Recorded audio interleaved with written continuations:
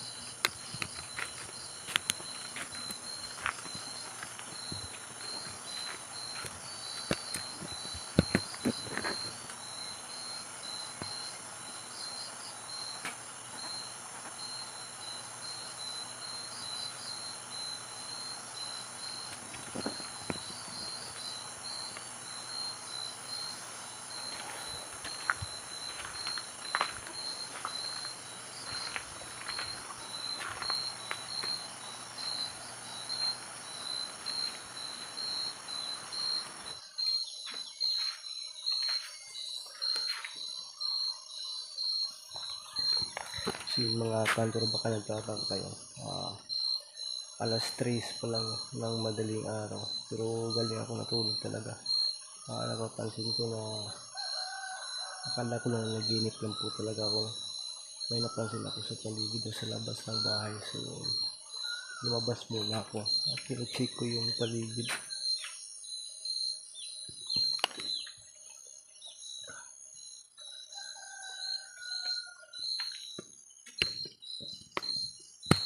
Nahirapan ako sa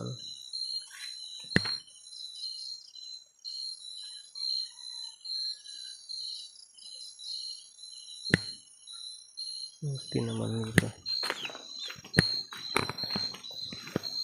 Nakakaiba talaga. Check lang natin yan.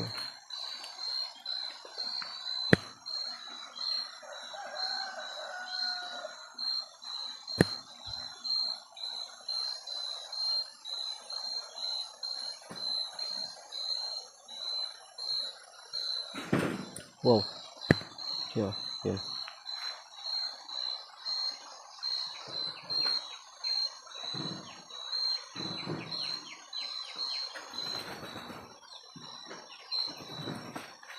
Nangyari sa mga manok.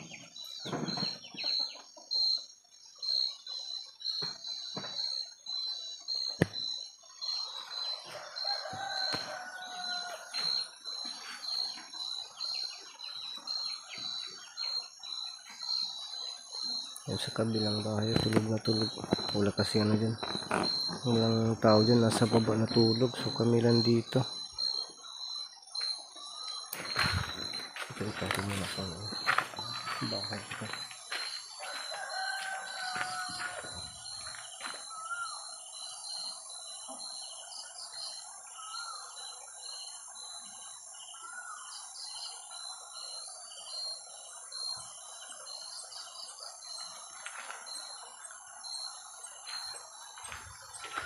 Kasi kanina parang nandun sa ano ba?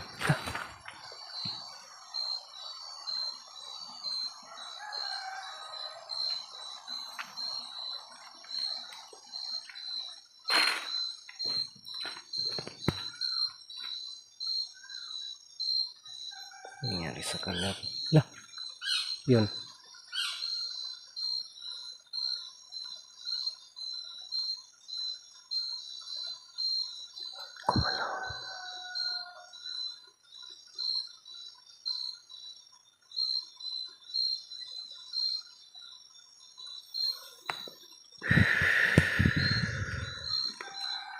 Galit na galit sila sa akin mga hunter.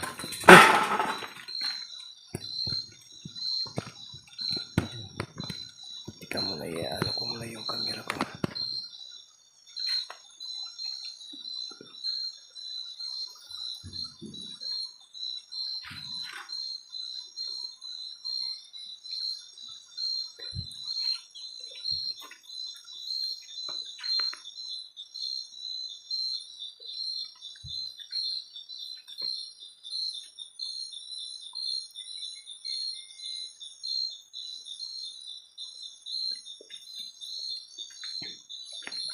Natin dito sa bantang itaas.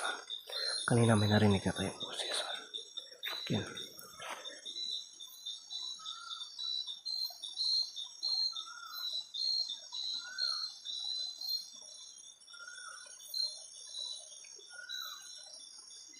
Hindi na sila nakatisa.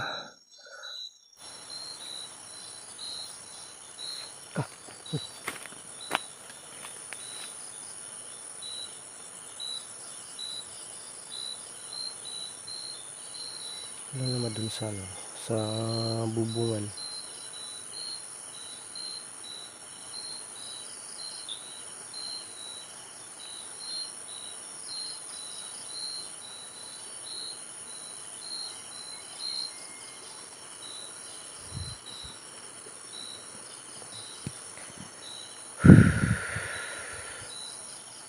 Diyan kanina may napansin tayo diyan kanina.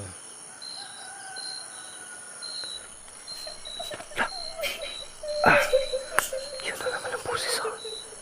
Grabe. Galit na galit sila sa akin.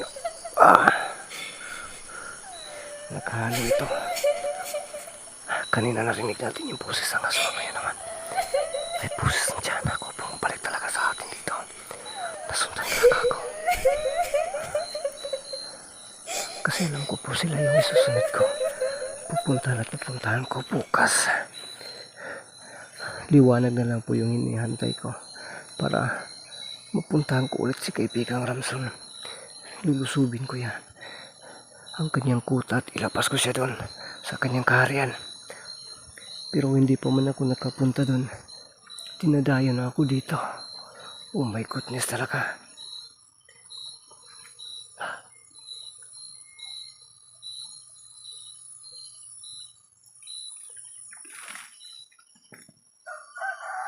Ito tayo mga kanta.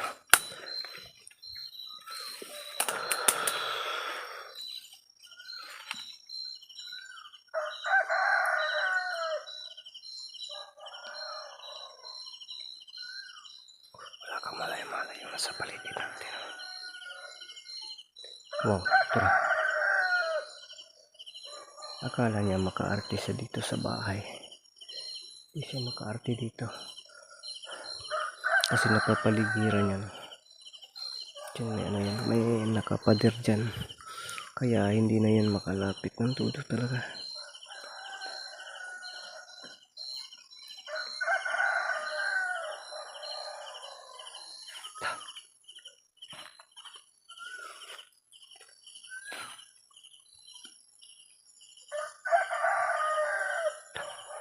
Nasa patay taas. Yan. Wow.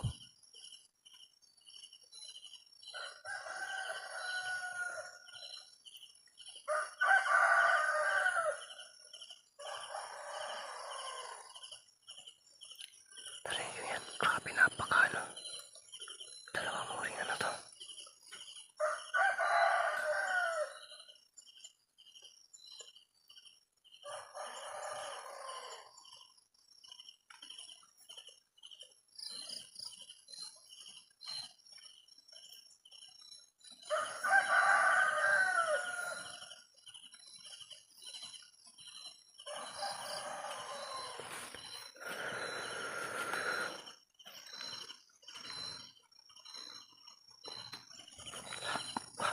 Wow, may napansin ako dito.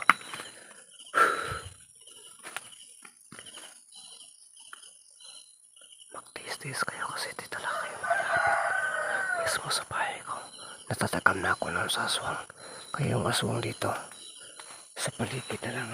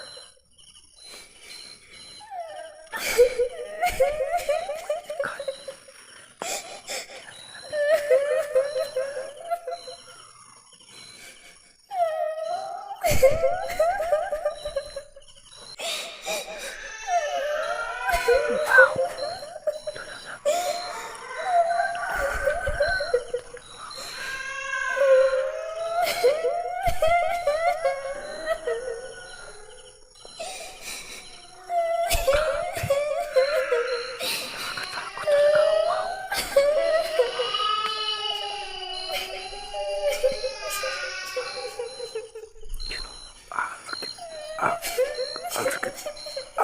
Hindi ko nakakayanin itong boses niya. Grabe. Wow, yan. Lola. Nakikita niyo yun? Grabe yung boses nila. Pinagsabay talaga. Tiyanak at saka aswang. Grabe.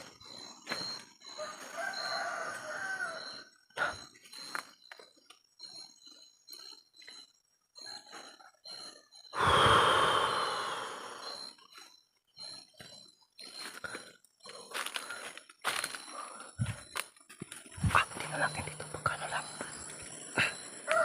Hindi ko makaya. Kaya na pa yung bala dyan. Walang tao dito sa itaso. Wala talagang tao dito sa itaso. Kaya, natin dito sa kabila. Mayroon ba? Wow. Yan, wala ang babagnot dito. Ang babagnot talaga dito.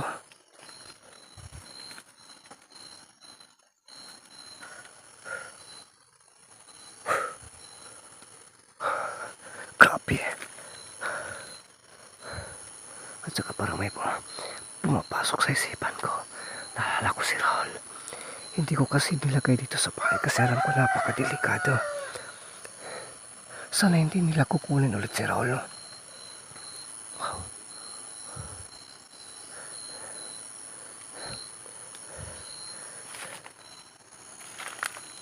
Dito talaga natin nakikita. Pero bigla na lang nawala. Wala naman dito doon sa itaas. So tinitingnan natin. Doon tayo kanina. Doon tayo kanina. Pero yun. Uy.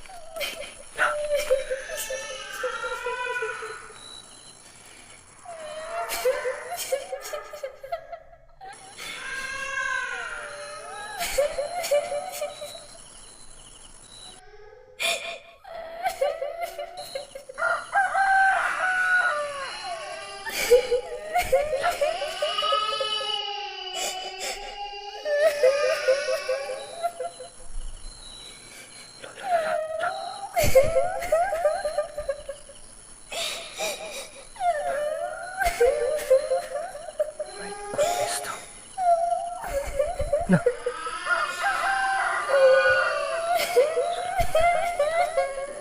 Tayo natin kung ano pa talaga yan.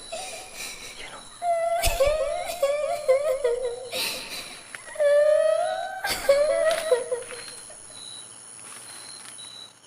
Wow.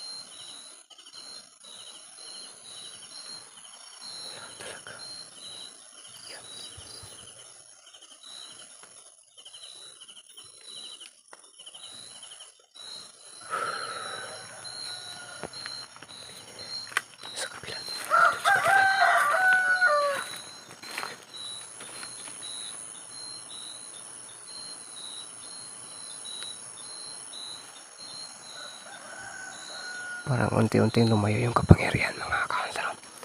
Wala tayong nakikita dito. Wala na tayo. Wow! Tura! Wow! Lumayo talaga. Lumayo talaga siya. Takot pala sila mga kahansaram. Yan.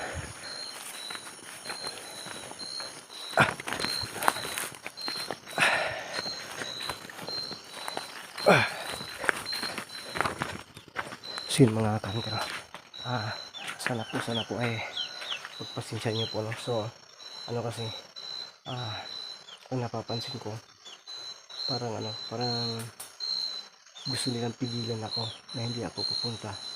Kasi ang bala ko talaga, mamaya, pag sikat ng araw, pupunta ako kay kaibigan Ronson. At siya naman yung pasensya po talaga kayo. Siya naman po yung natin, balat na kunin natin o iligtas natin. At saka kay Raul, hindi ko pa talaga po fully na completion. So babalikan ko rin yun. Kumbaga hati-hati yung time ko dito.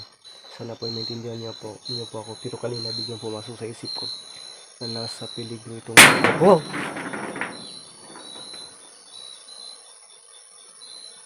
Kasi bawat dumidikit sa akin o bawat may sa akin, pilit pinalalayo, no? Para yun ang ginagamit sa akin. Sana hindi naman tayo mag-alala kay Ramson kasi hindi yun basta-basta makukonquer o makukontrol, no? Ginigipit lang yun siguro yun para basta na natin, subaybayan lang po kayo sa bawat natin video. Si Raul lang po talaga yung pinaka natin kaya sinabi ko, bigyan natin yun ng ritual para dipinsa sa kanya. So yun, abangan nyo po mamaya pupunta tayo pa hanggat kaya lang, no? May kaibigang Ramson. So